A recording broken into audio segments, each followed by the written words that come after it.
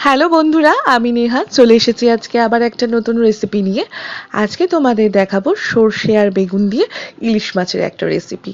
দেখো, আমি বেগুনটাকে ভালোভাবে নুন হলুদ মাখিয়ে নিচ্ছি আর কড়াইতে সর্ষের তেল ভালোভাবে গরম হতে দিয়ে দিচ্ছি। বেগুনটাকে কিন্তু আমি লাল লাল করে ভেজে তুলে নেব। আর আজকের ইলিশ মাছটা আমার খুব একটা বড় ছিল না, মাছটা ছোটই ছিল, ওই এক একটা মাছ 3 পিস করে হয়েছে। আর আমি কিছুটা গুঁড়ো সর্ষে নুন দিয়ে আগে থেকেই ভিজিয়ে রেখেছিলাম।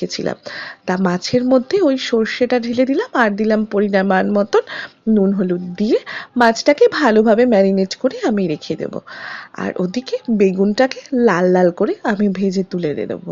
কে কি ইলিশ মাছ ভালো খাও আমার মতন? আমি কিন্তু ইলিশ মাছ খুব ভালো খাই। তো কে কে আমার মতন ভালো খাও অবশ্যই কিন্তু আমাকে কমেন্টে জানিও।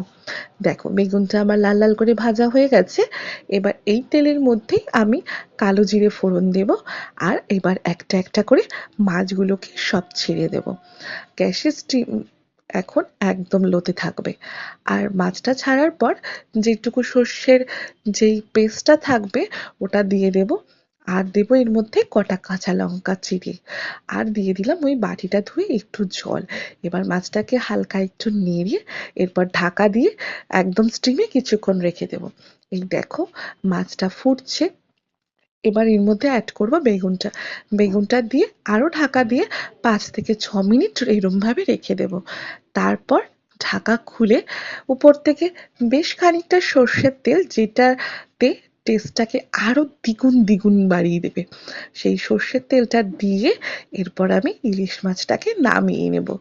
কে কে আমার মতন এরকম ভাবে ইলিশ মাছ রান্না করেছো অবশ্যই কিন্তু আমাকে জানিও, বা তোমরা কিভাবে খাও সেটাও আমায় জানিও।